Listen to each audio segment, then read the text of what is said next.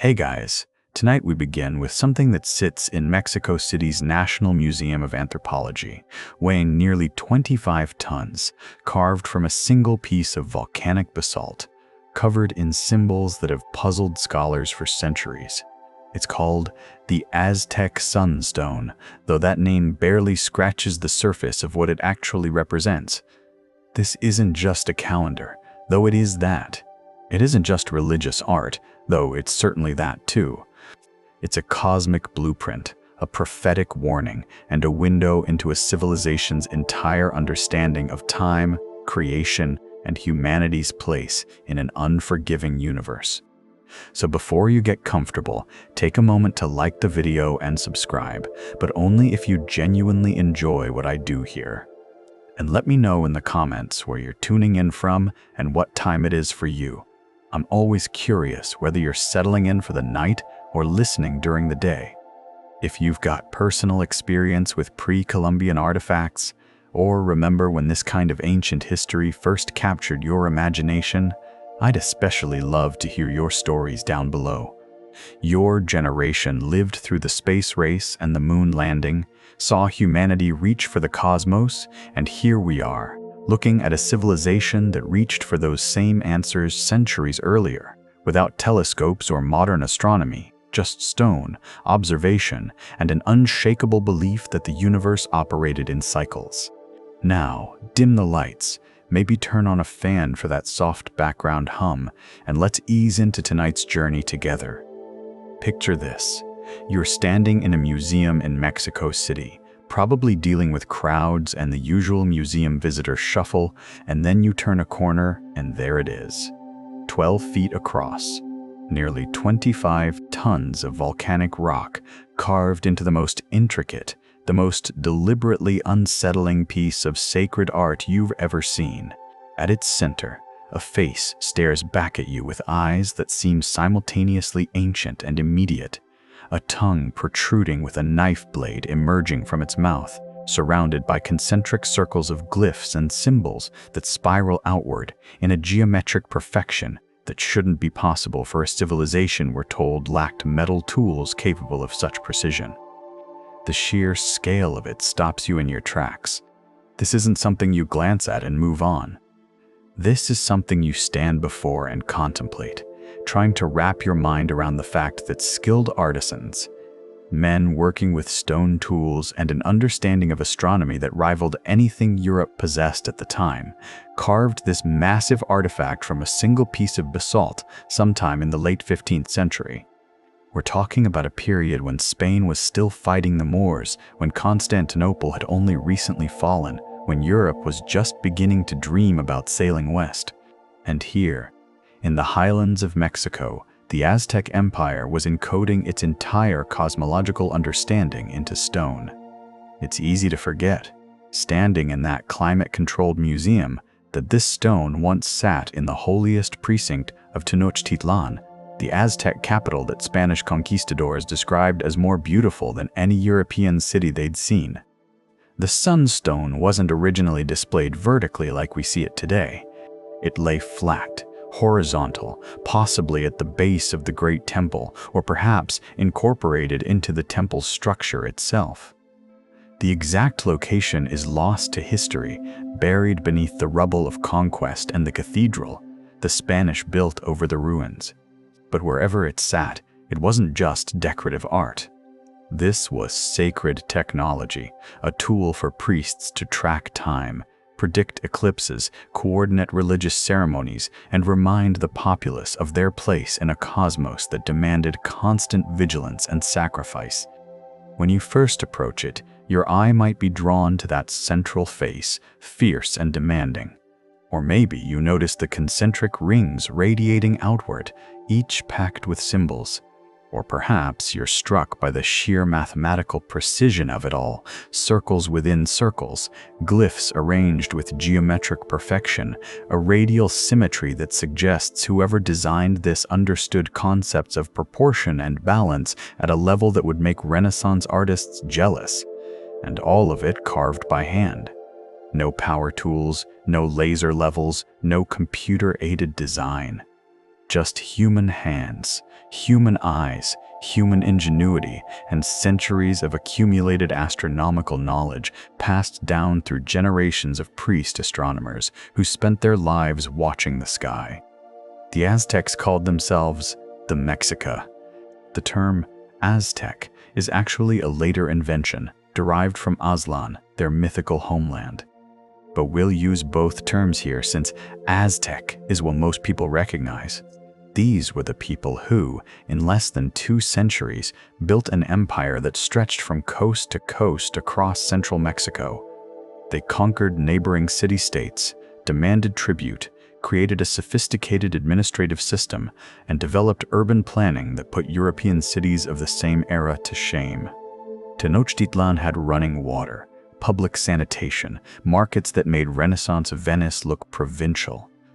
And at the heart of their worldview was time itself, not as a straight line from past to present to future, but as an endless cycle of creation and destruction, birth and death, suns rising and suns dying. The Sun Stone encodes all of this. But to truly understand it, we need to start at the beginning. Not the beginning of the Aztec Empire, but the beginning of the world. Or rather, the beginnings, plural. Because in Aztec cosmology, the world has been created and destroyed 4 times already.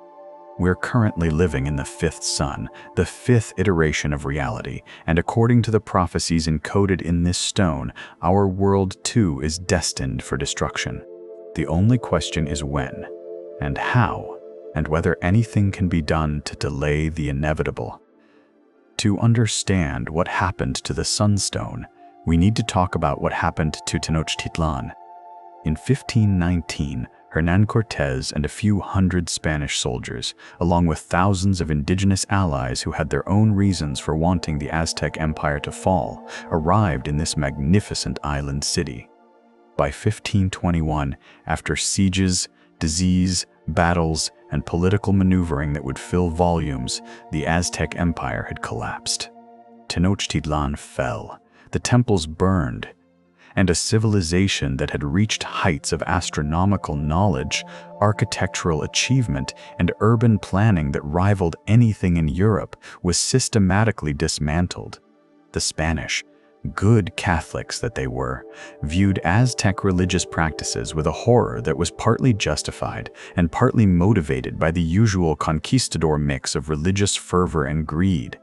Human sacrifice, which the Aztecs practiced on a scale that shocked even hardened soldiers, became the justification for tearing down temples, burning codices, melting down golden artwork, and generally erasing as much of Aztec culture as possible. The Sunstone, being one of the most prominent sacred objects in the Great Temple precinct, was buried, deliberately.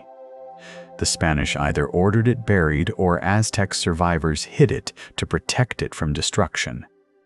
For 268 years, the Sunstone lay buried beneath the Zocalo, Mexico City's main square, where the Spanish had built their cathedral directly over the ruins of the Great Temple. Think about that timeline, 268 years. That's longer than the United States has existed. Generation after generation of people walked over that square, went to Mass in that cathedral, conducted business and politics and daily life, completely unaware that beneath their feet lay one of the greatest achievements of pre-Columbian art and astronomy. Then, on December 17, 1790, workers performing repairs in the plaza's pavement struck something hard. Not surprising. The whole area was built on Aztec ruins, and workers were constantly finding pottery shards, carved stones, the occasional skull. But this was different. As they cleared away earth, a massive carved disc emerged, its face staring up at them from the ground like something from a fever dream. The Sunstone had been rediscovered. The Spanish authorities at the time, to their credit, recognized its significance. This wasn't just another carved rock.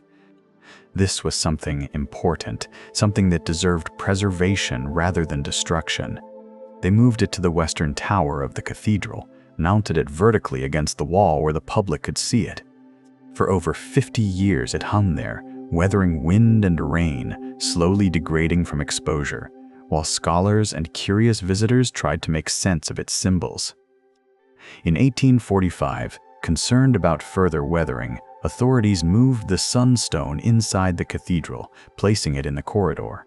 Better than outside, certainly, but still not ideal for preservation. It wasn't until 1864 that the stone found a more appropriate home in the National Museum, though even that took decades of lobbying by scholars who recognized that this artifact belonged in an environment where it could be properly studied and preserved, not stuck in a cathedral corridor where humidity and foot traffic continued to take their toll. The journey from there to its current location in the National Museum of Anthropology, where it presides over the Mexica Hall like the cosmic centerpiece it was always meant to be, took another century. The museum itself wasn't opened until 1964, built specifically to house Mexico's archaeological treasures, in a building designed by architect Pedro Ramirez Vázquez. Those who remember 1964 might recall it as a turbulent year. Vietnam was heating up, the Civil Rights Act was signed, the Beatles invaded America. And in Mexico City, a new museum opened to showcase the achievements of civilizations that had flourished and fallen long before European contact. Today, the Sun Stone hangs in that museum, protected by climate control and security, studied by scholars from around the world, photographed by millions of tourists, and slowly, painstakingly decoded.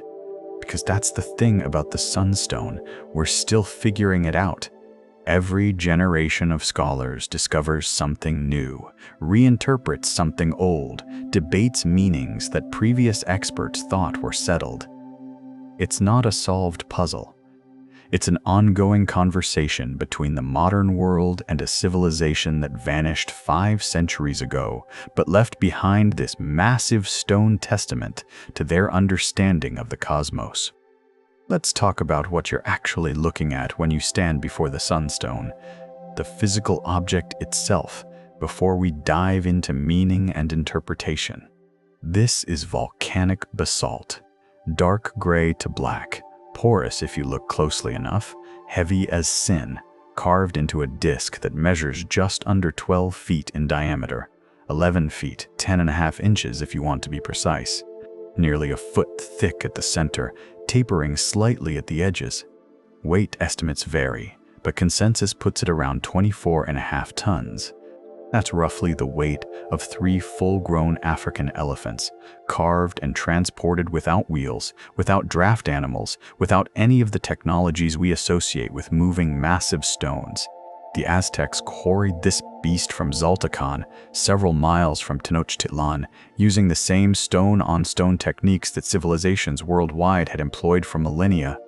Harder stones to shape, softer stones, copper tools for certain work, obsidian blades for fine detail.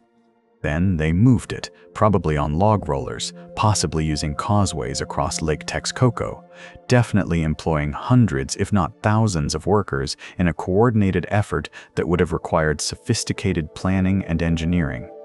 And once they got it to the temple precinct, they carved it. Or maybe they carved it first and then moved it. Scholars debate the sequence. Either way, the logistics alone are impressive enough before you even consider the artistic and mathematical achievement the carving represents. Look at the organization of it. This isn't random decoration or improvised artwork.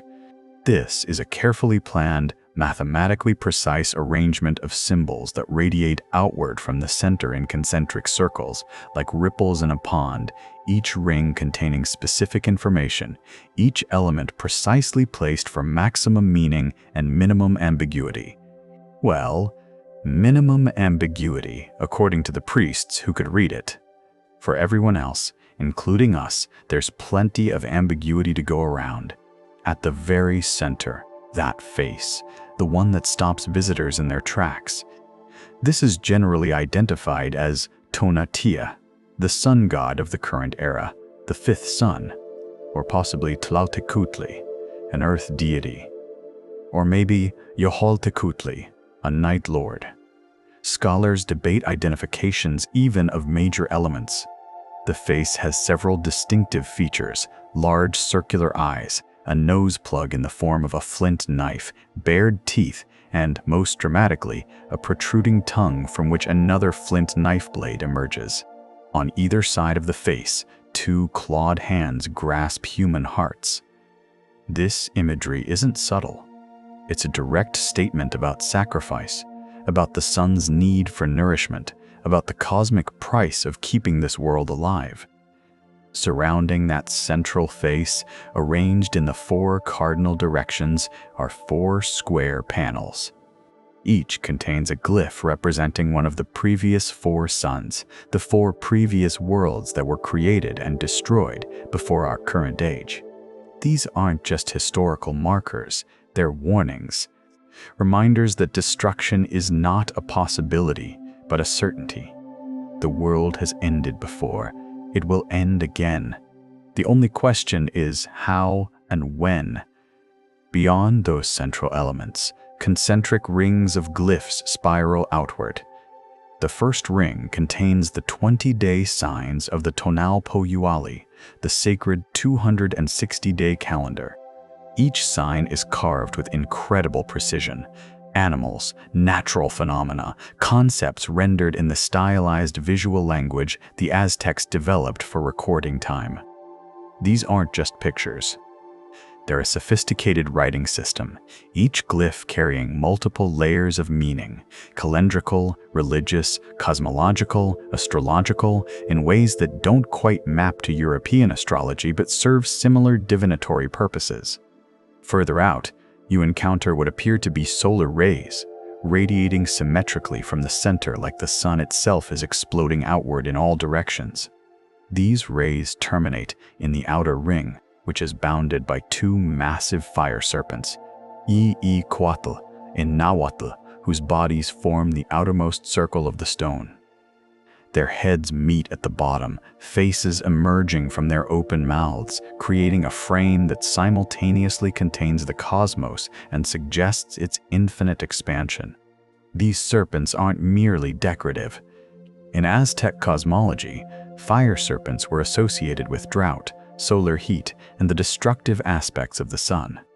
Their presence here, framing the entire composition, suggests both protection and threat. The sun gives life. The sun also burns. The sun sustains the world. The sun will also end it. Those who served in places where the sun was an enemy, North Africa, the Pacific Islands, the deserts of the Middle East, understand that relationship. The sun isn't always benevolent. It can kill just as easily as it can nurture. The Aztecs understood this at a visceral level, encoded it into their art and their worldview. The 5th sun, our current age, is named for movement. And movement, in this context, carries an ominous weight. The sun moves. The world shakes. And when that movement becomes too great, when the earth itself rebels against the cosmic order, the 5th sun will end in earthquakes. The Aztecs didn't have one calendar. They had 2, running simultaneously, interweaving like gears in a cosmic clock that tracked both practical agricultural time and sacred ritual time. Understanding how these calendars worked is essential to understanding the sunstone, because much of what's carved into that basalt disk represents the interface between these 2 systems, the points where they synced up, diverged, and created the complex temporal framework that governed Aztec life. The first calendar, the Xiuhpohualli, was the solar calendar, 365 days, organized into 18 months of 20 days each, plus a final 5-day period called Nemon Temi. Empty days, unlucky days, days when the cosmic order was suspended and dangerous things could happen. This was the practical calendar, the one that tracked the agricultural year, told farmers when to plant and harvest, organized tribute payments, scheduled markets, structured the rhythm of daily life. Think of it as the Aztec equivalent of our Gregorian calendar. the thing you'd use to mark appointments and remember birthdays. If birthdays had been a concept the Aztecs celebrated, which they weren't particularly. Each month had its own name, its own patron deity, its own festivals and ceremonies. The year began in February, more or less, with the month of Alcahualo, dedicated to the rain god Tlaloc. This makes sense in the context of central Mexican climate. The dry season was ending, rains were coming, and agricultural work was about to intensify. The Aztecs were nothing if not practical. Their religious calendar aligned with environmental and agricultural reality. You don't pray to the rain god in the middle of rainy season. You pray to him when you need him to start the rains or keep them coming. The second calendar, the Tonalpohualli, was something different entirely. 260 days, organized into 20 tricinas, 13-day periods, each governed by its own deity and carrying its own omen. This wasn't for tracking seasons or organizing tribute collection. This was sacred time, divinatory time, the calendar used to determine favorable days for important actions, to predict the fate of newborn children based on their birth date, to schedule ceremonies and rituals, to consult the gods about everything from military campaigns to marriage prospects. Why 260 days? Scholars have proposed various explanations. It's roughly 9 months, the human gestation period. It's close to the period between planting and harvest for certain crops in Mesoamerica. It might be related to the intervals between Venus's appearances as morning and evening star. Or it could be purely religious in origin, a number with sacred significance that doesn't need to match any natural cycle. The truth is, we don't know. The Aztecs didn't leave us an explanation, and the Spanish priests who might have asked their informants about it were generally more interested in stamping out pagan practices than preserving their intellectual foundations. What we do know is that these two calendars ran concurrently, like two gears of different sizes rotating together. Every day had two names, one from the Xiuhpohualli, indicating which month and day of the month it was, and one from the Tonalpohualli, indicating which of the 20-day signs combined with which of the 13 numbers it was. If that sounds complicated, well, it was. This is precisely why the Aztecs needed a trained priestly class to manage their calendar system. You couldn't just wake up and know what day it was in both calendars unless you'd spent years learning the patterns and calculations. Here's where it gets interesting mathematically. These two calendars, running at different lengths, would cycle through all possible combinations of dates before repeating. The 365-day calendar and the 260-day calendar share no common factors except one. So it takes 52 years, 18,980 days, if you want to be precise, before the same combination of solar calendar date and sacred calendar date occurs again. This 52-year period is called the calendar round, and it was fundamental to how the Aztecs understood time's passage. Those who remember the old mechanical calculating machines, or who worked with gear systems, will appreciate the elegance of this setup.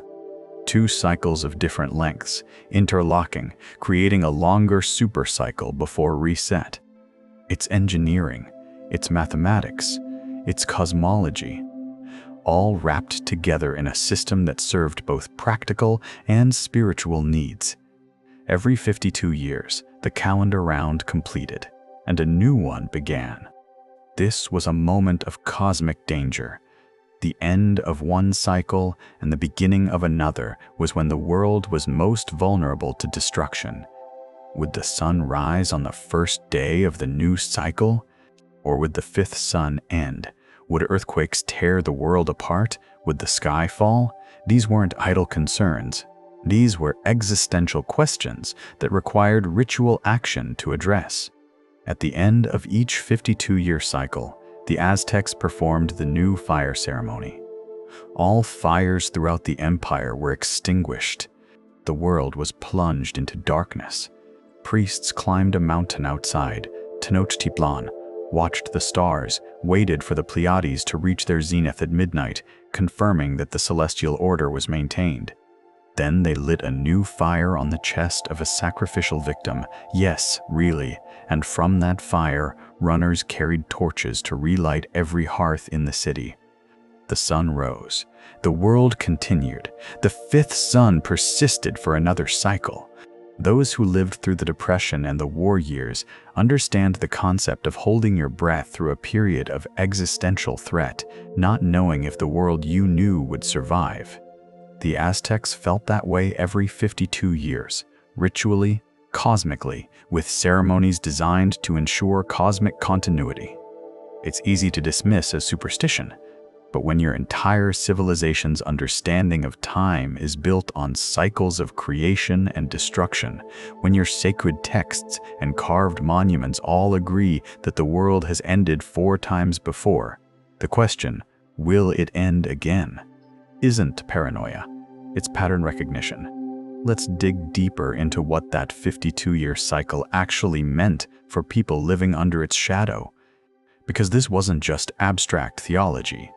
This was lived experience, generational memory, something that structured how the Aztecs thought about time, fate, and their own mortality. Imagine being born in the first year of a new calendar round. You grow up hearing stories about the new fire ceremony that occurred just before your birth, the terror and relief, the extinguished fires, and the triumphant relighting. You learn the calendar system, memorize the day signs and month names, come to understand that time isn't linear but cyclical, that history repeats, that creation and destruction are 2 faces of the same cosmic process. You reach middle age as the next calendar round approaches. If you're 45 or 50, you've lived your entire adult life building toward this moment of cosmic renewal or potential apocalypse. You've made sacrifices, attended ceremonies, contributed your labor and tribute to the empire's maintenance of cosmic order. And now it's time to find out if it was enough, if the sacrifices were sufficient, if the gods are satisfied, if the fifth sun will continue. Those who remember the Cold War will recognize that feeling, the low-grade existential dread, the knowledge that everything could end, not through anyone's particular fault, but because cosmic or political forces beyond individual control might simply decide that this iteration of civilization has run its course. The Aztecs lived with that certainty embedded in their calendar system, ritualized every 52 years, impossible to ignore or forget. The new fire ceremony wasn't just for priests and nobles. Everyone participated. Every household extinguished its fire. Every potter smashed their old cooking vessels and would acquire new ones after the ceremony. Every temple, every palace, every commoner's hut went dark. The entire social order paused. Pregnant women were locked indoors lest they transform into beasts. Children were kept awake and had their faces painted blue to prevent them from turning into mice if they slept. These details come from Spanish chroniclers and later Aztec informants, and while we should be cautious about taking them entirely literally, they suggest a level of societal anxiety that permeated all classes. And then, if all went well, if the Pleiades reached zenith and the priests successfully lit the new fire, runners would spread that flame throughout the city. Can you picture it? The darkness, the waiting, and then suddenly torches appearing on the mountaintop. Runners descending with burning brands. The fire spreading from household to household, temple to temple, plaza to plaza. The city coming back to life. The collective exhale. We made it. The fifth sun persists. We have another 52 years. Except, of course, the catch was that nobody ever really had 52 years. You might be born at the start of a calendar round and die before it completed. Or you might live long enough to see 2 or even 3 new fire ceremonies. The Aztec sources mention individuals who witnessed multiple ceremonies, treated as living connections to the past, repositories of calendrical knowledge and eyewitness testimony to cosmic continuity. The 52-year calendar round also served a practical function beyond cosmic anxiety. It was a way to date events, to establish historical chronology. When Aztec history speaks of something happening in a particular year, it's identified by the combined date from both calendars. For example, one rabbit was a common year designation representing a specific combination of number and sign that only occurred once every 52 years. You could theoretically have multiple one-rabbit years in Aztec history, but if you knew which calendar round you were talking about, you could pinpoint the exact year. This is important because it meant the Aztecs had a working historical chronology, a way to remember and record events across generations. They carved year signs into stone monuments, painted them in codices, passed them down orally through trained court historians. When the Spanish arrived, they found a civilization with a sophisticated understanding of its own past, with historical records stretching back centuries, all organized according to this interlocking calendar system. Of course, that 52-year reset also meant that after a couple of calendar rounds, you started to lose precision. Was this event in the one rabbit year 2 cycles ago, or 3? The Aztecs supplemented their calendar with other chronological markers, king lists, major battles, astronomical events, to maintain longer-term historical accuracy. But the fundamental unit of deep time was the calendar round. Everything cycled back, everything repeated. History wasn't progressing toward some distant goal. It was circling, spiraling, endlessly returning to the same combinations of days and months and sacred signs. Those of us who lived through the Cold War, who saw the Berlin Wall go up and then come down, who watched empires rise and collapse, might find that cyclical view of history less strange than it initially appears. The Aztecs would have understood perfectly well that nations rise, dominate, and fall. They'd done it themselves in less than 2 centuries. What goes around comes around. The wheel turns. And the only certainty is change, destruction, and eventual renewal. Now we need to talk about the mythology encoded in the Sunstone's 4 square panels. The story of how the world has been created and destroyed 4 times already, and how our current world, the 5th sun, is simply the latest iteration in an endless cycle. This isn't quaint mythology. For the Aztecs, this was cosmological fact, as real and certain as gravity or the progression of seasons. The first sun was called 4 Jaguar. This world was inhabited by giants who ate acorns and lived under a weak, incomplete sun. The gods weren't satisfied with this creation. So Tezcatlipoca, the god of night and sorcery, destroyed it by sending jaguars to devour the giants and tear the world apart. The first sun ended, the world went dark, and then the gods started over. Think about what that means. The very first creation, the gods' first attempt at making a world, was a failure. The beings they created weren't right. The sun wasn't strong enough.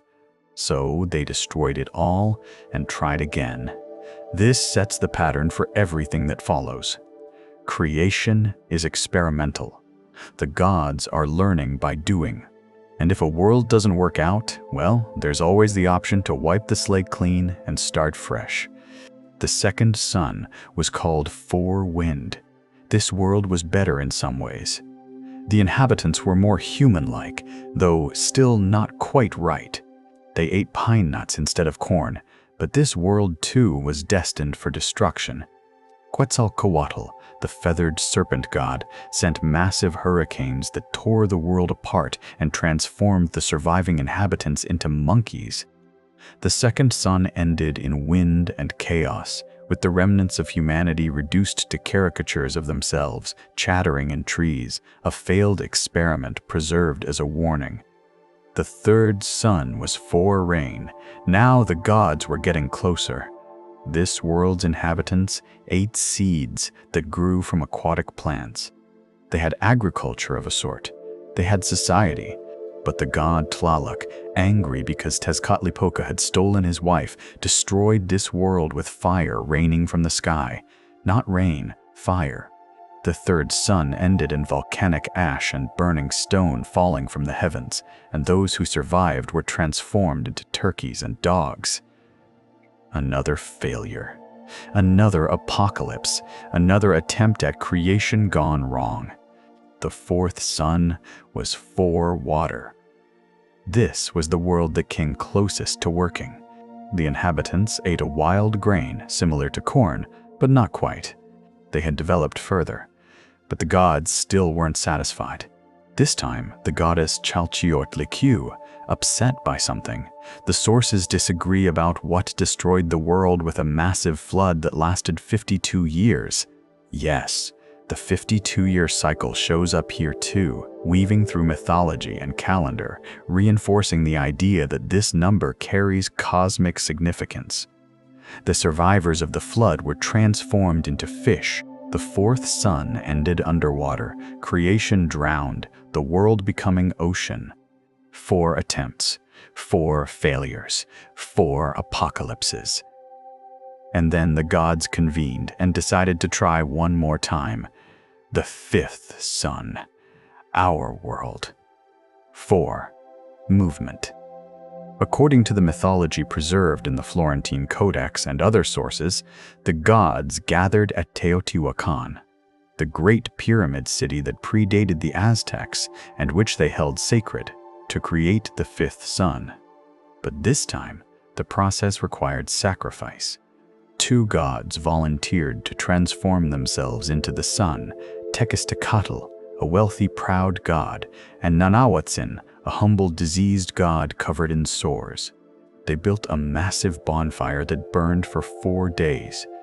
Then Tezcatl was supposed to jump into the flames and emerge as the sun. But he hesitated. He approached the fire 4 times and retreated 4 times, afraid of the pain, unwilling to sacrifice himself completely. So Nanahuatzin, the humble one, stepped forward and leapt into the flames without hesitation. He was consumed, transformed, and rose into the sky as the sun. Tezcatl, shamed, finally jumped in and rose as the moon, though his light was dimmed as punishment for his cowardice. The fifth sun had been created through divine sacrifice, and that sacrifice set the pattern for everything that followed. The fifth sun rose for the first time, but it didn't move. It hung in the sky, stationary, demanding more sacrifice before it would begin its daily journey. So the other gods sacrificed themselves, giving their blood, and the sun began to move. This mythology explains why the Aztecs believed human sacrifice was cosmically necessary.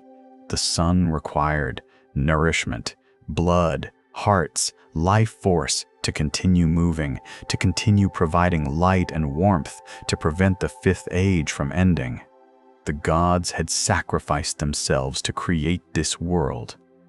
Humans had to sacrifice themselves to maintain it. That's a heavy worldview to carry. The universe itself demands death to continue functioning. Every sunrise is bought with blood. Every day that passes without apocalypse is a day where sufficient sacrifice has been offered to convince the sun to rise again. And eventually, no matter how much is sacrificed, it won't be enough. The earthquakes will come. 4. Movement will live up to its name. The fifth sun will end, just as the previous 4 ended, and the world will be destroyed again. Let's spend some time with that central face, because it's the most immediately striking element of the sunstone, and the most debated. Standard interpretation identifies this as Tonatiuh, the sun god of the current era, the deity who presides over the fifth sun. But, as with most things Aztec, it's not that simple. The face bears distinctive features. The circular eyes, rendered with precise geometry, stare outward with an intensity that transcends mere carving. Those who've seen the stone in person often comment on those eyes, how they seem to follow you, how they create an unsettling sense of being watched by something vast and inhuman. The Aztecs were masters of using geometric abstraction to create emotional impact. These aren't realistic human eyes. They're symbolic divine eyes, cosmic eyes that see all of time simultaneously. The nose ornament is critical to identification. That's a flint knife projecting through the nose septum. Flint obsidian in practice, but called flint in translation, was sacred to the Aztecs. It was the material used for sacrifice, for cutting, for bloodletting. A flint knife through the nose identifies this figure as directly associated with sacrifice. The tongue protruding with another knife emerging is even more explicit. This is a being that consumes, that demands sustenance, that requires blood and hearts to function. Those hands flanking the face, grasping human hearts. That's not subtle symbolism. That's direct statement of cosmic fact, as the Aztecs understood it. The sun literally requires human hearts to continue its motion. Feed the sun, or the sun stops moving. Feed the sun, or the world ends. Simple, brutal, non-negotiable. But here's where scholarly debate enters. Some researchers argue this face isn't Tonatiuh at all. The tongue-flint combination is more characteristic of Tlaltecutli, the earth monster deity associated with caves, earthquakes, and the underworld. If this is Tlaltecutli, then the central figure represents the earth rather than the sun, which changes the entire interpretation of the monument. Instead of being primarily about solar worship and calendar tracking, it becomes a representation of cosmic geography, mapping the relationship between the Earth's surface, where we live, the sky, where the sun travels, and the underworld, where the dead go and where earthquakes originate. Other scholars point to similarities with Yahualtecutli, a night lord deity, or suggest the face might be a composite. Elements of multiple deities combined into a single cosmic entity that represents the fifth sun period itself, rather than any individual god. The problem is that Aztec religious iconography was fluid. Deities could merge, split, share attributes, appear in multiple forms. Clear, categorical boundaries between gods are more a product of modern classification than Aztec theology. What we can say with confidence is that this face represents divine power, cosmic order, and the fundamental exchange that keeps the fifth sun functioning. Whether you call it Tonatiuh or Tlaltecutli, or simply the face of the fifth sun, doesn't ultimately change the message. This world exists through sacrifice, operates under divine law, and hangs perpetually on the edge of destruction. The face isn't smiling. It isn't benevolent.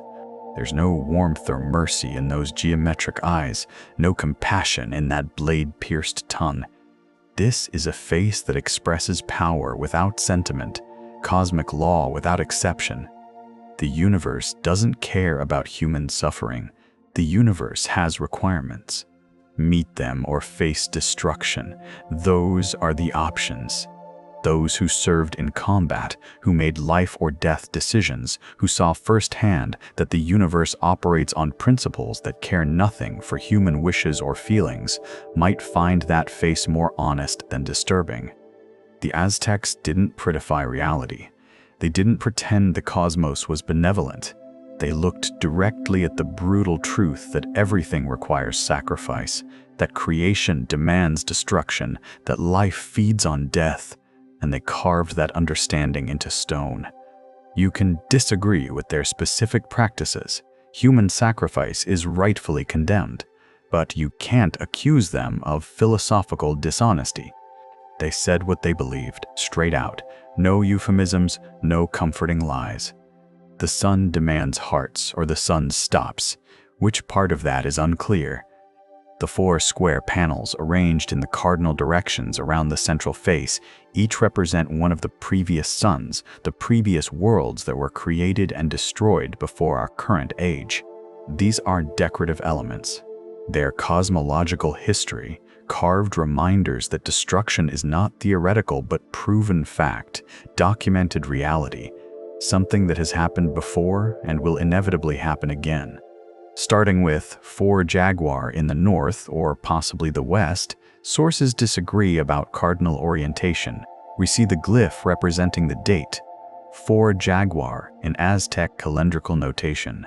This is the first world, the world destroyed by jaguars. The glyph shows a stylized jaguar head, or jaguar elements combined with the number 4, represented by 4 dots or circles. The Aztecs used a vigesimal counting system base, 20, which makes sense given that humans have 20 digits between fingers and toes. Numbers below 20 were represented by dots or other symbols, arranged in specific patterns to indicate the count. The jaguar world ending isn't just about giant cats eating giants. It's about the principle that the first attempt at creation failed at a fundamental level. The beings weren't right, the world wasn't balanced, so the gods reset everything. Tezcatlipoca, one of the most complex and morally ambiguous deities in the Aztec pantheon, brought about this destruction. Tezcatlipoca was associated with night, sorcery, temptation, beauty, and war. He was the divine trickster, the one who could destroy as easily as create, whose whims were unpredictable but whose power was absolute. Having him destroy the first world set a precedent. Divine will is supreme, human expectations are irrelevant, and the cosmos operates according to rules that make sense to gods, but not necessarily to mortals. 4. Wind, the second world, ended in hurricanes sent by Quetzalcoatl. Now Quetzalcoatl was theoretically a benevolent deity, the feathered serpent, patron of priests and learning, associated with wind and the morning star Venus. But even benevolent gods could destroy worlds if those worlds didn't meet specifications. The survivors became monkeys, which carries significant symbolic weight.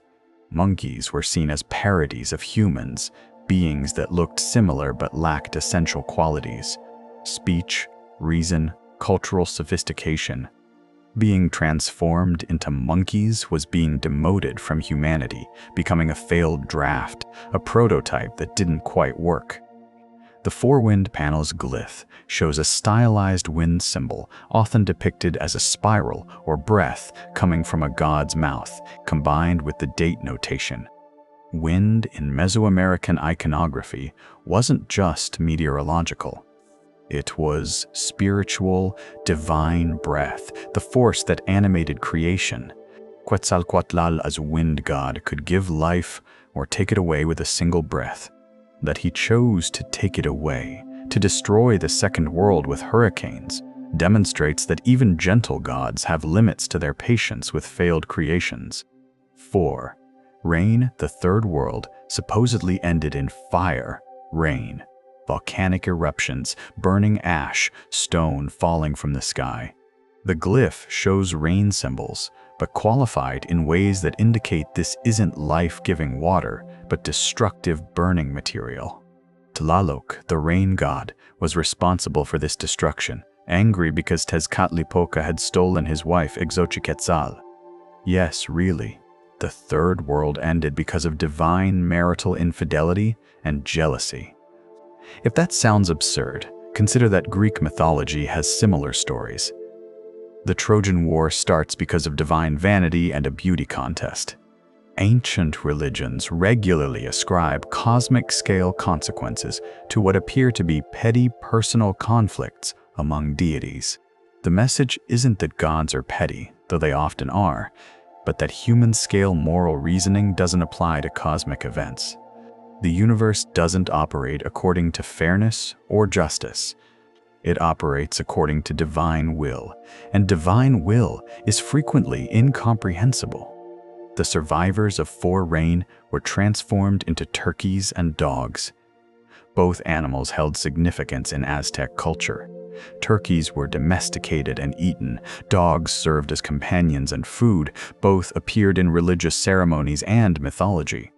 Being transformed into useful animals isn't quite as degrading as becoming monkeys, but it's still a demotion from humanity, a reduction to simpler existence, a cosmic do-over where the previous version gets preserved in altered form. 4. Water, the fourth world, ended in a 52-year flood.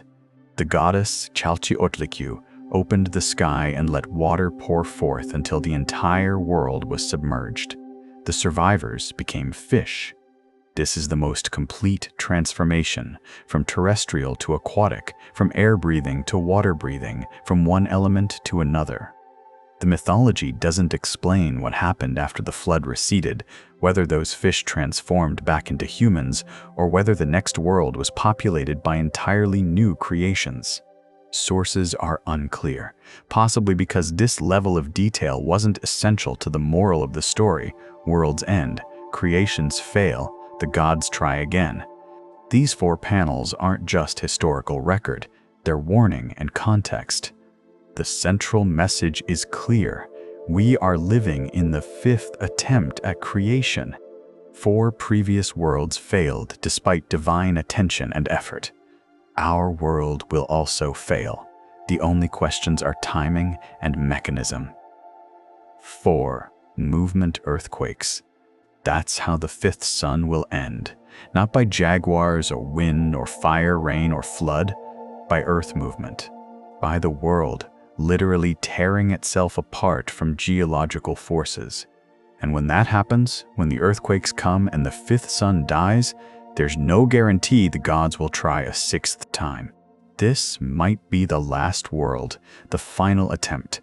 And if it fails, perhaps creation itself ends permanently, the cosmic experiment deemed unsuccessful, the universe returning to the void from which it emerged. Those who lived through the threat of nuclear annihilation, who understood that humanity possessed the power to end civilization and possibly end all human life, might find Aztec cosmology less alien than it first appears. The Aztecs believed the world would end in earthquakes beyond human control. We believed the world might end in nuclear fire very much within human control. Different mechanisms, same underlying reality. Our world is fragile, existence is temporary, and apocalypse is always one catastrophic event away. The ring of 20 day signs surrounding the central elements represents the Tono Poyuali, the 260-day sacred calendar. Each of these 20 symbols, combined with a number from 1 to 13, creates the 260 unique day names that structured Aztec ritual life. Understanding these glyphs isn't just about reading a calendar. It's about understanding how the Aztecs conceptualized time, fate, and the relationship between the cosmos and daily existence. Cipactli crocodile, or alligator, is the first day sign. Why start with a crocodile? In Aztec mythology, the earth itself was formed from a cosmic crocodile or sea monster that floated in the primordial waters. The gods tore this creature apart to create land and sky. Starting the calendar with crocodile symbolizes beginning, creation, the foundation from which all else emerges.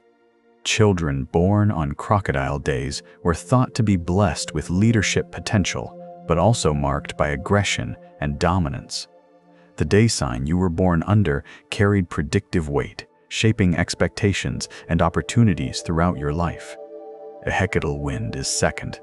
This represents Quetzalcoatl in his aspect as wind deity, but also the abstract concept of breath, spirit, the invisible force that animates creation. Wind days were associated with changeability, instability, the potential for both creation and destruction. Those born on wind days might be artistic and spiritual, but also unreliable, shifting like the wind itself. Kali House is third. This grounds the calendar after the dynamic first 2 signs. House represents stability, shelter, domestic life, the human creation of ordered space within chaos. House days were considered neutral, neither particularly lucky nor unlucky, appropriate for routine activities. Born on house days were expected to be practical, grounded, concerned with material security rather than spiritual exploration. Quetzalcoatl lizard is fourth, representing flexibility, adaptability, the quick movements necessary for survival. Caudal serpent is fifth, carrying massive symbolic weight because serpents in Mesoamerican culture were associated with the earth, water, wisdom, and divine power. Quetzalcoatl, the feathered serpent combined serpent and bird, earth and sky, matter and spirit. Serpent days were powerful, dangerous, transformative. Those born on serpent days might achieve greatness or face terrible fates, depending on how they navigated the intense energies of their birth date. Mequisle death is sixth. Yes, really. The Aztecs had a day sign explicitly representing death. This wasn't considered entirely unlucky, though obviously it carried ominous connotations. Death days were associated with transformation, endings that precede new beginnings, the necessary destruction that makes space for creation. Those born on death days were thought to be connected to the spirit world, potentially suited for priestly vocations or healing work that dealt with boundaries between life and death. Mazatal deer is seventh, representing grace, speed, timidity, the prey animal's constant vigilance. Tochtli rabbit is eighth, with connotations of fertility, rabbits being notoriously reproductive, drunkenness, because the rabbit was associated with pulque, fermented agave drink, and abundance.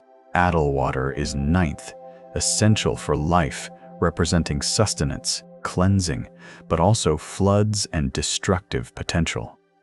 Itzcuintli dog is 10th. Dogs were important in Aztec culture, serving as companions, food sources, and guides for the dead in their journey through the underworld. Dog days had dual associations, loyalty and companionship on one hand, but also base appetites and servitude on the other. Ozomatli monkey is 11th, representing creativity, artistry, entertainment, but also frivolity and lack of seriousness. Monkey days were associated with the arts, with playfulness, with activities that gave pleasure without producing essential goods. Malinali grass is 12th, symbolizing humble but essential things, the foundation of agriculture and animal husbandry. A cattle reed is 13th, representing the material used for arrows, flutes, writing implements, and construction. Reed days were associated with beginnings of things, with potential, with the raw material from which finished products emerge. Ocelotl jaguar is 14th, and given that the first sun was destroyed by jaguars, this day sign carried intense power. Jaguars represented the night, the earth, power, ferocity, the warrior elite.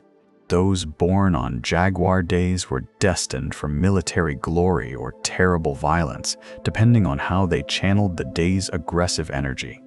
Cuautli eagle is 15th, representing the sky, the sun, the complement to the earth-bound jaguar. Eagles were associated with warriors, with nobility, with the sun's heat and the predator's keen vision. Eagle warriors were one of the two elite military orders in Aztec society, the other being jaguar warriors. Day signs for eagle and jaguar weren't chosen randomly. They represented the fundamental duality of earth and sky, night and day, forces that complemented and competed. Coscaquatli vulture is 16th, representing death, decay, purification through decomposition. Vultures cleaned bones, returning flesh to the earth, playing essential ecological role. Vulture days were inauspicious for most activities, but appropriate for endings, for completing cycles, for acknowledging mortality.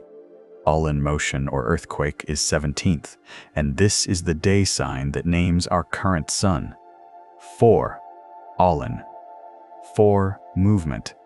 The day sign under which the fifth world will end. Motion days were associated with change, transformation, the dynamic forces that prevent stagnation but also threaten stability. Earthquakes in particular were manifestations of Olin, the earth moving, shaking, refusing to remain stable. Tecpatl flint knife is 18th, explicitly representing the tool of sacrifice. Flint days were associated with cutting, separation, sacrifice, the sharp edge that draws blood and opens paths. Those born on flint days were thought to be harsh, uncompromising, necessary, but difficult. Quayahuitl rain is 19th, representing Tlaloc's gift and curse. Rain nourished crops, but could also destroy them. Rain filled cisterns, but could also cause floods. Rain days carried ambiguous fortune, blessings that might become curses if the balance shifted. Xochitl flower is 20th and final, representing beauty, art, creativity, the flower that blooms and fades, perfection that is inherently temporary. Flower days were associated with celebration, with beauty, with the arts, but also with transience and the knowledge that all beautiful things eventually die. These 20 signs, cycling endlessly through the calendar, combined with numbers 1 through 13, created 260 unique day names. Each day had its own character, its own omen, its own appropriate and inappropriate activities. Priests consulted calendars to determine favorable days for marriage, warfare, construction, planting, harvest, sacrifice. Nothing important happened without calendrical consultation. The tonal pohuali wasn't a curiosity or a cultural quirk. It was essential technology for navigating fate, for aligning human action with cosmic will, for giving people some sense of control in a universe that mostly operated beyond human influence. We need to address the elephant in the room, or rather, the sacrificial stone on the temple, human sacrifice, the practice that Spanish chroniclers described with horror, that became justification for conquest, that modern people struggle to reconcile with the Aztecs' undeniable achievements in astronomy, architecture, engineering, and art. How do you square the circle? How do you understand a civilization that simultaneously created the sunstone's mathematical sophistication and cut out human hearts by the thousands? The answer lies in Aztec cosmology itself. This wasn't cruelty for its own sake. This wasn't sadism or bloodlust or the stereotypical barbarian behavior that Europeans attributed to non-Christian peoples. This was, in the Aztec worldview, cosmic necessity. The sun required nourishment to continue its daily journey. The gods had sacrificed themselves to create the fifth sun. Humans owed a reciprocal debt. Feed the sun or the sun stops. It's that simple, that brutal, that non-negotiable. Think about the mythology we discussed. Nanahuatzin leapt into the fire and became the sun. But even after his transformation, the sun wouldn't move until the other gods sacrificed themselves, giving their blood to set the sun in motion. This established the pattern. Creation requires sacrifice, continuation requires ongoing sacrifice, and humanity inherited the obligation to maintain what the gods began. For the Aztecs, letting the sun die through insufficient sacrifice would be cosmic negligence on a scale hard to imagine. It would be like us knowing that an asteroid was going to hit Earth and doing nothing to prevent it. Worse, actually, because in Aztec theology, humanity had the means to prevent cosmic disaster. They just had to provide enough blood, enough hearts, enough life force to satisfy the sun's hunger. Fail to do that, and you're not just failing your civilization, you're failing the entire universe, allowing the fifth sun to die prematurely, bringing about the prophesied earthquake apocalypse before its cosmically ordained time. The scale of Aztec sacrifice has been debated for centuries. Spanish chronicles claim tens of thousands killed during certain ceremonies. Modern scholars are more skeptical, suggesting those numbers were exaggerated for propaganda purposes. Spanish conquistadors needed to justify their conquest and destruction of Aztec civilization, so inflating sacrifice numbers served political ends. Current archaeological evidence suggests substantial sacrifice, hundreds or possibly thousands per year, but not the apocalyptic numbers Cortés and others claimed. Still, even at the more conservative estimates, we're talking about ritual killing on a scale that demands explanation beyond simple, they were primitive dismissal. The Aztecs weren't primitive. They were sophisticated, educated, intellectually accomplished people who built one of the largest cities in the world, developed agriculture that fed millions, created art that still astounds, and calculated astronomical cycles with incredible accuracy. These weren't ignorant savages engaging in random violence. They were devout practitioners of a religion that demanded sacrifice as cosmic maintenance. The sacrificial process itself followed ritual protocol. Victims, usually war captives, sometimes slaves purchased for the purpose, occasionally volunteers for certain ceremonies, climbed the temple steps to the sacrificial stone. 4 priests would hold the victim's limbs. A 5th would use an obsidian blade, obsidian being sharper than most modern surgical steel, to cut open the chest and extract the heart. The heart would be raised to the sun, placed in a ceremonial vessel, and the body would be rolled down the temple steps. Later, portions of the body might be consumed in ritual cannibalism, though scholars debate the extent and meaning of this practice. From our modern perspective, this is horrifying. From the Aztec perspective, it was holy. The difference isn't that we're more moral or enlightened. The difference is that we don't believe the sun requires blood sacrifice to rise each morning. We understand solar mechanics, orbital physics, the astronomical reality that the sun will rise tomorrow, regardless of what humans do or don't do. The Aztecs didn't have that understanding. They looked at historical patterns. Suns had died before, worlds had ended before, and concluded that preventing the 5th sun's premature death required action. Sacrifice was that action. The victims themselves occupied an odd position in Aztec society. War captives destined for sacrifice were treated with respect, sometimes living in the captor's household for months or years before their appointed ceremony. They weren't prisoners in our sense. They were future offerings to the gods, sacred objects walking around in human form. Some warriors deliberately sought capture by prestigious enemies, viewing death by sacrifice as more honorable than death in regular combat. Spanish sources claim some victims took hallucinogenic substances before sacrifice to ease the process, though this might be Spanish projection or wishful thinking. The Aztec Tlacaxipulistli ceremony, dedicated to the god Xipe Totec, was particularly elaborate. It involved gladiatorial combat, where sacrificial victims were given weapons and forced to fight Aztec warriors on a raised stone platform. The victims had no real chance. They were armed with mock weapons while their opponents had real ones, but they could display courage and exceptional performance in this hopeless combat, earned respect, and ensured the victim's name would be remembered. After the gladiatorial sacrifice, priests would skin some victims and wear their skins for weeks as part of the fertility ritual. This horrified Spanish observers, but made sense within Aztec agricultural theology. Xipe Totec was the god of spring, of new growth, of the seed breaking through old husks. Wearing the skin of a sacrificed person represented the earth wearing its new vegetation, the renewal of life through death.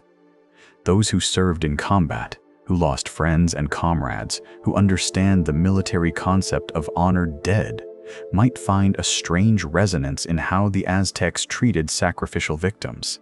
Not that the practices are comparable, they're not, but the underlying idea that some deaths carry more meaning than others, that dying for a purpose is different from simply dying, that there's honor in sacrifice willingly given. These concepts aren't alien to military service. The Aztecs just took that principle and applied it cosmically rather than nationally. The sunstone itself doesn't explicitly depict sacrifice beyond the central hands holding hearts. The monument is more calendar and cosmology than ritual instructions. But everyone who looked at the sunstone would have understood the implicit message: this sun needs feeding. The calendar tracks time. Time marches toward destruction. Only sacrifice delays the inevitable. So sacrifice was woven into the fabric of daily life, scheduled according to the calendar, performed by specialists, witnessed by populations, and accepted as simply how the universe works. Modern Mexico has had to grapple with this legacy.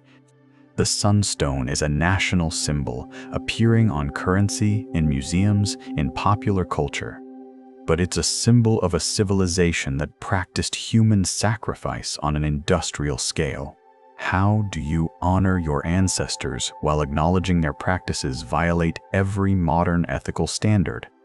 Mexico's solution has been to emphasize the Aztecs' achievements, their astronomy, their architecture, their agriculture, while contextualizing sacrifice as a product of their cosmology rather than inherent cruelty. The Aztecs weren't evil, they were devout. Their beliefs led them to practices we now rightly condemn, but understanding those beliefs is essential to understanding the civilization that created the Sunstone and built an empire that controlled central Mexico for nearly 2 centuries. The fundamental difference between Aztec and European concepts of time might be the most important thing to understand about the Sunstone. Europeans thought of time as linear proceeding, from creation to present to future judgment, with history moving in one direction toward an endpoint. The Aztecs thought of time as cyclical proceeding, from creation to destruction to recreation to redestruction, with history spiraling through repetitions that never quite exactly repeat but follow patterns established in previous cycles. This isn't just philosophical navel-gazing. This shaped how the Aztecs understood causation, fate, human agency, and the meaning of existence itself. If time is linear, then the past is gone, the future is unknown, and the present is a unique moment that will never return. Actions have permanent consequences. History progresses. Things can get better or worse, but they're always moving forward towards something. If time is cyclical, then the past is prologue, the future is predetermined pattern with unpredictable details, and the present is one iteration in an endless series. Actions have consequences, but those consequences will eventually be reset when the cycle completes and begins again. History repeats. Things get better and worse in predictable patterns. The universe has rhythms, and individuals can align with those rhythms or fight against them, but they can't escape them. The Sunstone encodes this worldview in stone.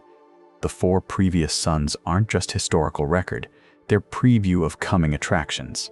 The 5th sun will end, like the previous 4 ended. The only question is timing. And the calendar system itself, with its 52-year cycles, reinforces circular time. Every 52 years, the calendar resets. Every new fire ceremony, the world is simultaneously ending and beginning again. Every ceremony, every sacrifice, every ritual is both unique occurrence and repetition of countless previous ceremonies that accomplished the same cosmic function. This cyclical worldview had practical implications. If you believed time was circular, you could use past patterns to predict future events. Aztec priests were essentially cosmic actuaries, calculating probabilities based on calendrical positions. A child born on a certain day would likely have certain characteristics because other children born on that day, sign in previous cycles, had those characteristics. A military campaign begun on a favorable day was more likely to succeed because previous campaigns begun on similar days had succeeded. Rain would come when the calendar indicated rain should come because rain had come at those points in previous cycles. This wasn't entirely mystical thinking. It had empirical basis. The agricultural calendar worked because the Aztecs had centuries of observations showing when rains typically started, when frosts typically ended, when crops should be planted for optimal yield. The astronomical calendar worked because they had centuries of tracking Venus, the moon, eclipses, and other celestial events, noting when these events occurred relative to calendar positions. The ritual calendar worked, from their perspective, because performing ceremonies at appointed times had maintained cosmic order for generations. but it also meant the Aztecs had limited conception of progress in our sense. Things didn't get better over time. Things went through cycles. An empire might rise and dominate and then fall, only to have another empire rise in a later cycle and follow similar patterns. The gods themselves went through cycles of conflict and cooperation. The universe was stable, not because it was static, but because it repeated patterns, like a record playing the same song over and over with slight variations in each playing. When the Spanish arrived, this cyclical worldview created profound problems. The Spanish operated on linear time. History was moving from the fall of man toward eventual judgment day, and the present moment was unique, unprecedented, moving toward something that had never happened before. The Aztecs tried to fit the Spanish arrival into their cyclical framework, looking for patterns, checking calendar positions, consulting prophecies to determine whether these strange bearded men were gods returned, enemies from previous cycles reborn, or entirely new phenomena that didn't fit existing categories. The prophecies embedded in the Sun Stone weren't predictions of specific events. They were statements of cosmic certainty. The fifth sun will end. The earth will shake. The movement will become too great. The cosmic balance will fail. These weren't warnings you could act on to prevent disaster. These were inevitabilities you could only delay through proper ritual action. It's like knowing you'll eventually die, but not knowing exactly when or how. You can take precautions to extend life, but you can't prevent death itself. The Aztecs approached cosmic destruction the same way. This prophecy didn't make them passive or fatalistic in a defeatist sense. They built an empire. They conquered neighbors. They constructed monumental architecture. They developed sophisticated agriculture. They created art and literature and science. But they did all of this knowing it was temporary, knowing the fifth sun would eventually end, knowing their civilization would fall when the earthquakes came, knowing that all human achievement existed on borrowed time. Those who lived through the 20th century, who witnessed the rise and fall of empires, who saw Europe tear itself apart twice in world wars, who watched the Berlin Wall rise and fall, who experienced the constant threat of nuclear annihilation and then the sudden end of the Cold War. You understand civilizational impermanence better than most generations. The Aztecs understood it too. They just codified that understanding into their cosmology, made it explicit, carved it into stone, and structured their entire society around managing the inevitability of cosmic destruction. In 1519, reports reached Tenochtitlan of strange men arriving from the sea, men with pale skin and beards, men who rode massive animals. Nobody in Mesoamerica had seen before. Horses, reintroduced to the Americas by Europeans after the original American horses went extinct millennia earlier. Men who wielded thunder weapons that killed from a distance. Firearms. Men who wore metal all over their bodies. Men who claimed to represent a distant emperor and a single all-powerful god. The Aztec Emperor Moctezuma II faced a cosmological crisis. His priests consulted the calendar, examined omens, reviewed prophecies. Some argued these strangers were gods, returned from the east, specifically that Hernán Cortés might be Quetzalcoatl, the feathered serpent deity who in some versions of Aztec mythology had sailed east on a raft of serpents after being driven from Tula centuries earlier, promising to return in a one-reed year.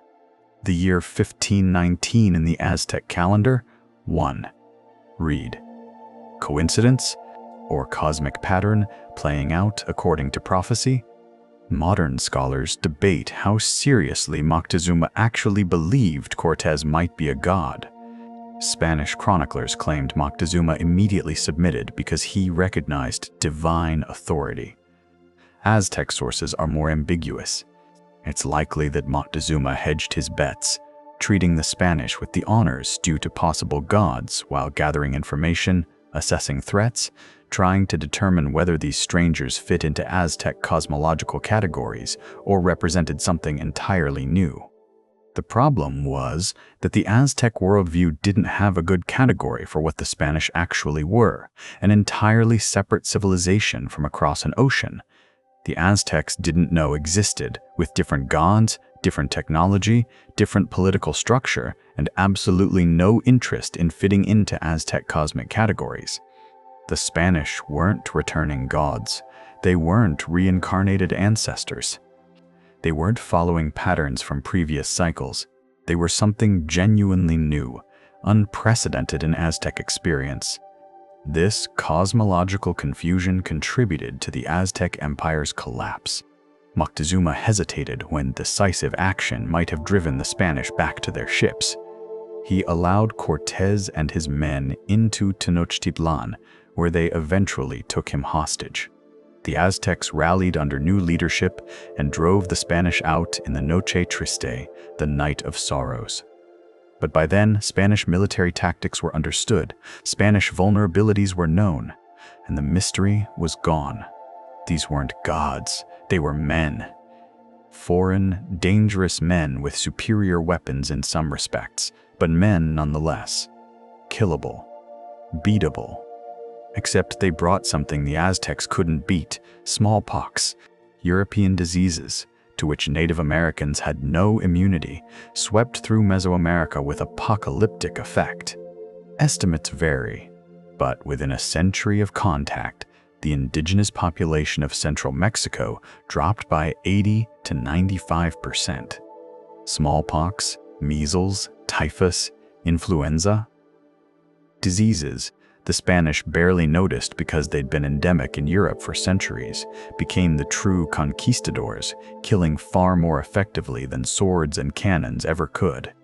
When Tenochtitlan finally fell in 1521 after a prolonged siege, the city the Spanish conquered was already ravaged by disease and starvation. The empire that had dominated central Mexico for nearly 2 centuries collapsed. Not primarily because of Spanish military superiority, but because disease had destroyed the administrative structure, the population base, the tributary system that made the empire function.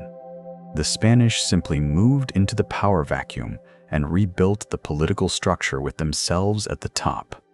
The Sun Stone, sitting in the plaza or temple precinct, witnessed all of this. We don't know exactly when it was buried or who buried it. Spanish authorities might have ordered it hidden to prevent its destruction.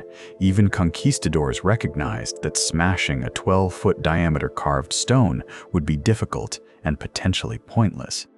Or Aztec survivors might have buried it to protect their sacred calendar from desecration, knowing that while the empire was falling, the knowledge encoded in the stone was too valuable to lose. What did the Aztecs think of their prophecies in those final years? Did they see the Spanish conquest as fulfillment of the fourth movement prophecy, the beginning of the earthquake, apocalypse that would end the fifth sun? Or did they see it as different, a catastrophe that didn't fit cosmological categories, something that forced them to question the entire framework of cyclical time and inevitable destruction? We don't fully know. The Spanish systematically destroyed Aztec books, burned codices, suppressed religious practices, and executed priests. Much of what we know about Aztec beliefs comes from later accounts written by Spanish friars who interviewed elderly indigenous informants decades after the conquest, trying to document a worldview that was already fragmenting under colonial pressure. These accounts preserve valuable information but are filtered through European Christian assumptions and translated through languages that don't always capture Aztec concepts accurately. What we can say is that the Spanish arrival didn't look like what Aztec prophecy predicted. The fifth sun was supposed to end in earthquakes, in geological catastrophe, in the world literally tearing apart. Instead, it ended. If it ended in disease, warfare, and political collapse, that's not the same thing, unless you read it metaphorically. The earth shook, meaning social foundations were destroyed. Movement became too great, meaning change happened too fast to control. The fifth sun ended, meaning the Aztec world, the world that created the sunstone and built Tenochtitlan and sacrificed to keep the sun moving. That world did end, even if the physical sun kept rising each morning, indifferent to human catastrophes below. Those who lived through rapid civilizational change, the end of colonialism, the collapse of the Soviet Union, the transformation of China, the digitization of everything, understand that worlds can end without physical apocalypse. The world your parents knew can be utterly destroyed while the physical earth continues spinning. The Aztecs experienced that, except their world ended more completely than most. Their language suppressed, their religion banned, their cities demolished and rebuilt as Spanish colonial architecture, their calendar replaced with the Gregorian, their gods declared demons, their entire cosmological framework dismantled and forbidden. The sunstone survived by being buried. It spent 2.5 centuries underground, while above it, the Spanish built their cathedral and their colonial administration and their New Spain, never knowing or caring what lay beneath their feet. The stone waited. The glyphs remained carved. The calendar system remained encoded. The prophecy remained written. The fifth sun will end in earthquakes. And when the stone was finally dug up in 1790, when scholars began studying it seriously in the 19th and 20th centuries, that message remained clear. The world ends. Creation follows. Destruction follows creation. The cycle continues. Human civilizations rise and fall. The sun still demands sacrifice, though we no longer believe that and have substituted other explanations for what keeps the sun moving. But the pattern persists. After its discovery in December 1790, the sunstone began a journey that reflected changing attitudes toward indigenous Mexican heritage. Initially, Spanish colonial authorities treated it with curiosity, but no particular reverence. It was an interesting relic, evidence of the sophisticated pagan civilization that Spain had conquered and Christianized. They mounted it on the exterior wall of the cathedral's western tower, exposed to weather, where it served as a kind of educational curiosity for the educated classes, while the general population mostly ignored it as yet another old carved rock. For 55 years, the sunstone hung on that cathedral wall. Rain weathered its surface. Wind carried dust and pollution that settled in the carved grooves. Temperature fluctuations. Mexico City's altitude means significant temperature swings between day and night caused the stone to expand and contract, creating microfractures that accumulated over decades. Nobody was actively trying to destroy it, but nobody was preserving it either. It was simply there, a remnant of the past displayed on the building that symbolized the present. In 1845, concerned scholars and officials had the stone moved inside the cathedral, placing it in a corridor where at least it would be protected from direct rain and sun. This represented a shift in thinking. Indigenous Mexican heritage was beginning to be seen as part of Mexico's history rather than simply a pagan embarrassment to be downplayed. The stone had value beyond curiosity. It deserved protection. But a cathedral corridor wasn't ideal for several reasons. The stone was still subject to humidity, to temperature fluctuations, to physical contact from thousands of visitors who touched it, rubbed it, sometimes carved their own graffiti into it. Yes, really, there are initials and dates carved into the sunstone by people who apparently thought adding their marks to an irreplaceable pre-Columbian monument was a good idea. And philosophically, keeping an Aztec religious monument in a Catholic cathedral, even in a corridor, sent mixed messages about how Mexico should relate to its pre-Columbian past. In 1864, the stone finally moved to the National Museum, though even then, its journey wasn't over. The museum itself was still developing, still figuring out how to present and interpret pre-Columbian artifacts for a Mexican population that was simultaneously proud of indigenous heritage and uncomfortable with practices like human sacrifice. The Sun Stone became a symbol of this tension, undeniably impressive, demonstrably sophisticated, but also associated with practices that modern Mexico wanted to distance itself from. Throughout the late 19th and early 20th centuries, as archaeology and anthropology developed as scientific disciplines, the Sun Stone became a focus of serious scholarship. Researchers measured it, photographed it, made casts and rubbings, published papers interpreting its symbols. Each generation of scholars brought new methodologies, advances in epigraphy, better understanding of Nahuatl language, archaeological discoveries at other sites that provided context, eventually computer analysis and 3D scanning. The stone's current location in the National Museum of Anthropology, opened in 1964, represents the culmination of this process. The museum was purpose-built to showcase Mexico's indigenous heritage, designed by architect Pedro Ramirez Vázquez, with massive spaces, dramatic lighting, modern conservation technology. The Sunstone was given pride of place in the Mexico Hall, mounted vertically at eye level but set back far enough that visitors can't touch it, lit with professional museum lighting that emphasizes its carved detail without causing heat damage, protected by climate control, monitored by conservation staff. Today, the Sunstone is arguably Mexico's most recognizable cultural symbol. It appears on the 20-peso coin. It's reproduced on everything from tourist tchotchkes to fine art. It's cited in academic papers, featured in documentaries, discussed in classrooms, analyzed by computer algorithms that map every carved line and measure every glyph's dimensions.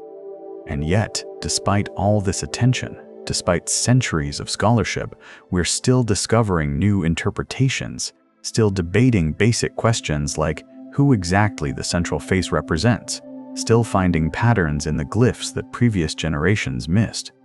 The Sunstone's journey from active ceremonial object to buried relic to weathered curiosity to protected artifact to national symbol mirrors Mexico's relationship with its indigenous past, initially suppressed and hidden, then gradually acknowledged, eventually celebrated, now protected and studied as heritage that belongs not just to Mexico, but to human civilization as a whole. The UNESCO has discussed designating it part of World Heritage. The Mexican government occasionally receives requests to loan it to foreign museums. Requests that are usually denied because the stone is considered too valuable, too fragile, too central to Mexican identity to risk moving. The irony is that the stone has probably been seen by more people, been studied more intensively, had its message spread more widely as a museum artifact than it ever was as a working ceremonial object in Tenochtitlan. When it sat in the temple precinct, only priests could read it. Only the elite really understood its full meaning. Only Tenochtitlan's population ever saw it. Now, millions of visitors see it annually. Photographs of it appear in textbooks worldwide. Scholars from every continent study it. The calendar system it encodes has been fully documented, explained, taught. In a strange way, the stone achieved its purpose more completely as a museum piece than as a religious object. Its message that time is cyclical, that worlds rise and fall, that creation and destruction are inevitable, has reached an audience the Aztec priests who commissioned its carving couldn't have imagined. In 2025, scholars still actively debate fundamental questions about the Sunstone. This isn't because we lack information. We have extensive documentation, high-resolution photography, 3D scans, spectroscopic analysis of the basalt itself, comprehensive surveys of every glyph and every measurement.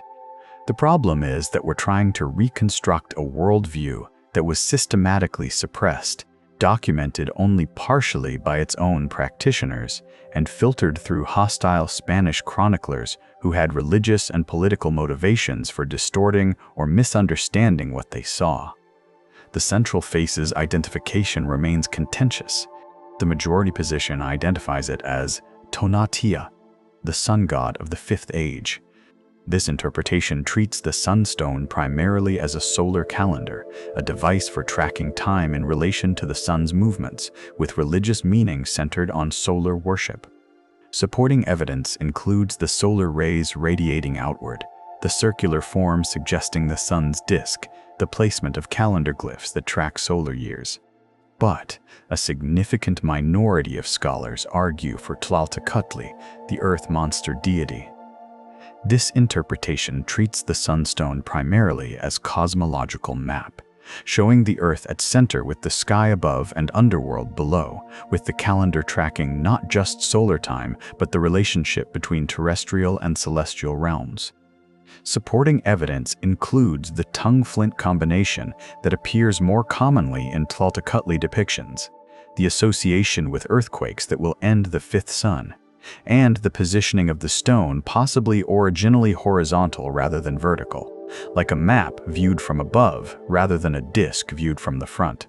A third interpretation suggests the face is intentionally ambiguous, representing neither Tonatiuh nor Tlalochtli specifically, but rather the concept of the fifth sun itself, the current world age personified, combining solar and terrestrial attributes because the fifth sun is defined by the relationship between Earth, earthquakes, and sky, Sun. This interpretation treats the sunstone as a holistic cosmological statement rather than primarily calendrical or primarily geographical. The calendar system itself is well understood at this point. We know how the Xiuhpohualli and Tonalpohualli worked, how they interlocked to create the 52-year calendar round, how dates were calculated and ceremonies scheduled. Archaeological evidence from other sites, combined with Spanish records that documented the calendar system while trying to suppress its religious use, has given us comprehensive understanding of Aztec timekeeping. What we don't fully understand is the astronomical sophistication the calendar implies. The Aztecs tracked Venus with incredible accuracy, noting its movements and incorporating them into ceremonial schedules. They predicted eclipses, solar and lunar, with enough precision that ceremonies could be planned around them. They identified the Pleiades as crucial for determining when to perform the new fire ceremony. This level of astronomical knowledge required centuries of careful observation, record-keeping, calculation, and transmission of knowledge across generations. The sunstone is product of that accumulated wisdom, but we only see the final result. The process that created it, the observations, the debates, the refinements, is lost. Modern technology has revealed details invisible to earlier researchers.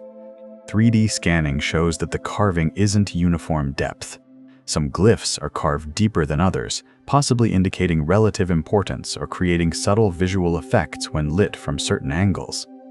Spectroscopic analysis shows the stone's basalt came from a specific quarry, allows us to identify the types of tools used for different carving stages. Computer analysis of the geometric patterns shows mathematical relationships between glyph positions that may encode information beyond what's obvious to visual inspection. But technology can only take us so far. Understanding what the symbols meant requires cultural knowledge that largely died with the Aztec civilization. We can read the glyphs, identify them as day signs, month names, directional markers. We can trace the calendar mathematics. We can reconstruct the ceremonies that would have been performed on specific dates. What we can't fully recover is the lived experience of believing this cosmology, of experiencing time as circular, of understanding the universe as demanding constant sacrifice to prevent apocalypse. Recent scholarship has also contextualized the sunstone within broader Mesoamerican tradition. The Aztecs didn't invent the calendar system. They inherited it from earlier cultures, particularly the Maya and Toltecs, who had been using similar calendars for over 1,000 years before the Aztecs arrived in central Mexico.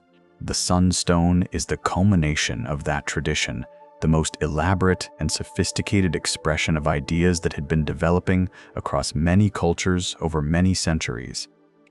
Understanding it requires understanding that broader context, recognizing that Aztec cosmology was part of a shared Mesoamerican worldview that valued cyclical time, astronomical observation, and the integration of calendar with cosmology. There's also ongoing debate about the stone's original function. Was it primarily decorative, meant to be seen and admired? Was it functional, used by priests for calendrical calculations?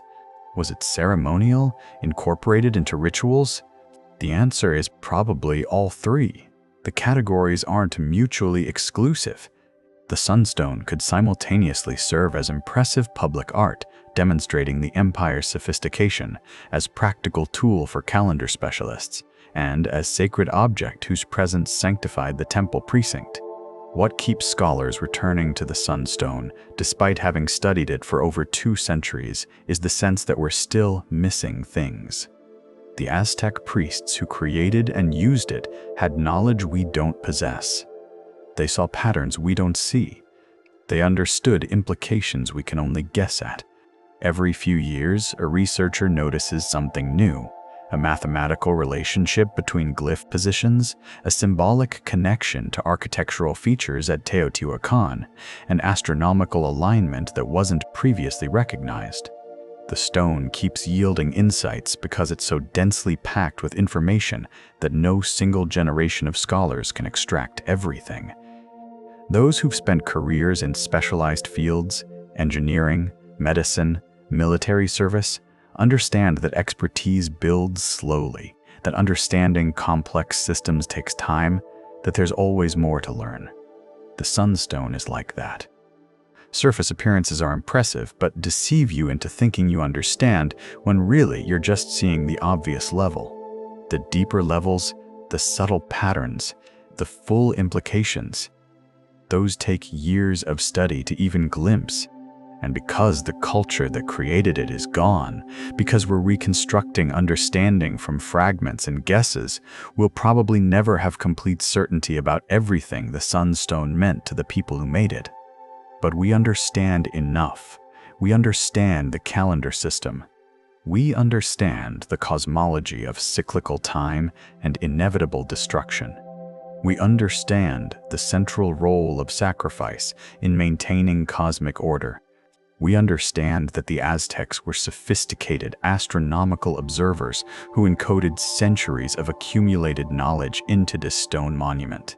We understand that they faced the reality of civilizational impermanence with honesty and courage, building an empire while knowing it would eventually fall, creating beauty while accepting that beauty is temporary, maintaining order while acknowledging that chaos always returns. The sunstone's legacy in modern Mexico is complicated and fascinating. It's simultaneously a national symbol, a tourist attraction, a scientific puzzle, and a reminder of a past that Mexicans have mixed feelings about. On one hand, the Aztecs represent indigenous pride, a civilization that achieved greatness without European influence, proof that Native American cultures could match or exceed European accomplishments in specific domains. On the other hand, human sacrifice makes the Aztecs uncomfortable heroes, practices that can't be celebrated even while the culture's other achievements deserve recognition. Mexico's solution has been selective emphasis. The sunstone appears on currency, but the educational materials accompanying it focus on astronomical and mathematical sophistication rather than sacrificial practices. Tourist guides emphasize the calendar's complexity and the engineering required to carve the stone. School curricula teach about Aztec agriculture, architecture, and urban planning, while treating sacrifice as historical context that existed but doesn't define the civilization. It's a pragmatic approach to heritage that honors achievement while acknowledging problematic elements. For indigenous Mexicans, particularly those who identify with Aztec heritage, the sunstone represents cultural continuity despite colonization. Spanish conquest destroyed political power, but didn't completely erase identity. Indigenous languages persist. Cultural practices adapted rather than disappearing entirely. And the Sun Stone, buried for centuries but never destroyed, symbolizes that persistence, suppressed but not eliminated, waiting to re-emerge when conditions allowed. Contemporary artists have appropriated the sunstone's imagery extensively. Modern Mexican muralists incorporated it into works about national identity and historical memory. Graphic designers use its geometric patterns in logos and branding. Fashion designers reference its symbols. Tattoo artists create stylized versions on customers who want to connect with indigenous heritage. The stone has become visual shorthand for Mexican identity, recognizable globally as uniquely Mexican. But the sunstone also raises questions about cultural appropriation and commodification. When the carved image appears on tourist souvenirs made in China and sold in Mexico City markets, when non-Mexicans get sunstone tattoos without understanding the cosmology it represents, when the symbol is reduced to generic, ancient mystery, aesthetic divorced from its actual meaning, these raise legitimate concerns about respect versus exploitation. Indigenous activists sometimes argue that the sunstone should be treated with more reverence, that its casual reproduction cheapens its significance, that the culture that created it deserves better than having its sacred objects turned into kitschy merchandise.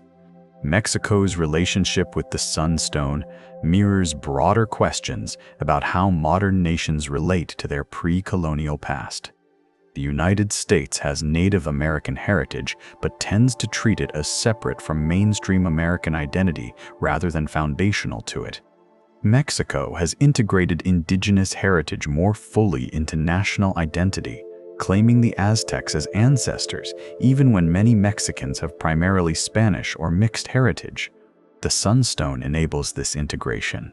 It's sophisticated enough to claim proudly, impressive enough to rival European achievements, and distant enough historically that you can celebrate it without endorsing everything about the culture that created it. For visitors from around the world, the sunstone is often their first encounter with serious pre-Columbian civilization. The sophistication surprises people who assumed Native American cultures were primitive. The calendar's complexity challenges Eurocentric views of scientific development. The cosmology offers alternative ways of understanding time and existence. Teachers use it to demonstrate that human ingenuity isn't culturally limited, that civilizations everywhere developed sophisticated responses to fundamental questions about cosmos, meaning, and time. Scholars continue finding new interpretations because each generation brings its own perspectives. Researchers in the 1900s viewed the sunstone through frameworks of early anthropology that often assumed evolutionary progress from primitive to advanced cultures. Mid-20th century scholars emphasized structural analysis, looking for universal patterns in how humans organize meaning. Late 20th century and contemporary researchers incorporate indigenous perspectives more directly, consulting with native Mexican communities about interpretations, recognizing that living cultural traditions may preserve insights that purely archaeological approaches miss. The universal message of the sunstone, that time is cyclical, that civilizations rise and fall, that creation and destruction are inevitable, resonates with contemporary concerns about climate change, political instability, and civilizational sustainability. The Aztecs faced cosmic-scale questions about how to maintain order in a universe that seemed determined to return to chaos. We face similar questions about how to maintain civilization in the face of challenges that threaten established orders. The specific mechanisms differ. They worried about earthquakes ending the fifth sun. We worry about rising seas and political collapse. But the underlying anxiety is similar. Those who lived through the 20th century, who witnessed the rise of fascism, the nuclear standoff, the end of colonialism, the digital revolution, understand civilizational change at scales that most generations never experience. You watched empires fall. You saw borders redrawn. You witnessed technology transform daily life beyond recognition. The Aztec understanding that worlds end and new worlds begin, that change is the only constant, that what seems permanent always proves temporary, that makes sense to anyone who's seen enough history unfold. The Sun Stone endures because it addresses permanent human questions through a specific cultural lens. How do we understand time? How do we relate to forces beyond our control? How do we create meaning in a universe that seems indifferent? How do we maintain order when chaos always threatens? The Aztec answers: cyclical time, cosmic sacrifice, calendar as divine technology, prophecy as pattern recognition, aren't our answers. But they're sophisticated responses from people who thought deeply about the same fundamental questions that still concern us. In the museum hall where it presides, the Sun Stone is simultaneously ancient artifact and living symbol. Tourists photograph it, students sketch it, scholars study it. Indigenous visitors pray before it, sometimes leaving small offerings despite museum rules. Mexican families bring their children to see it, ensuring the next generation knows this part of their heritage. Foreign visitors stand amazed by its complexity and craftsmanship. Everyone who sees it takes something different away. For some, it's artistic beauty. For others, mathematical sophistication. For still others, a connection to a worldview that differs profoundly from modern secular assumptions. The stone itself, that 25-ton basalt disc carved by hands that couldn't foresee their empire's collapse, contains more information than we've fully decoded after 2 centuries of scholarship. The glyphs remain carved. The calendar system remains encoded. The prophecy remains clear. The 5th sun will end. And in a sense, it did end. The Aztec world ended when Spanish conquest and European disease destroyed the civilization that created the sunstone. But in another sense, the 5th sun continues. The physical sun still rises each morning. Time still passes. The universe still operates according to principles we imperfectly understand. And that massive carved stone in Mexico City's museum still invites us to look, to wonder, to think about time and fate and the temporary nature of all human achievement. And so we return to where we began, standing before that 12-foot disc of carved volcanic stone, looking into the eyes of a deity or earth monster or cosmic concept that stares back across 5 centuries of silence. The Aztecs who carved it are gone. The empire that commissioned it has fallen. The city where it presided has been demolished and rebuilt twice over. But the stone remains, the glyphs remain carved, the calendar system remains encoded, and the message remains clear, even if we debate its details. Time is circular. Worlds end. Creation requires destruction. Nothing lasts forever except the patterns that govern change. The Aztecs understood this at their core, built their entire civilization around managing the inevitability of apocalypse, created beauty and knowledge while accepting that beauty and knowledge are temporary. They weren't pessimists. They were realists who refused to pretend the universe operated according to human wishes. Those who've lived through enough history develop similar understanding. The world you grew up in isn't the world you live in now. The certainties of your youth proved temporary. The empires that seemed permanent crumbled.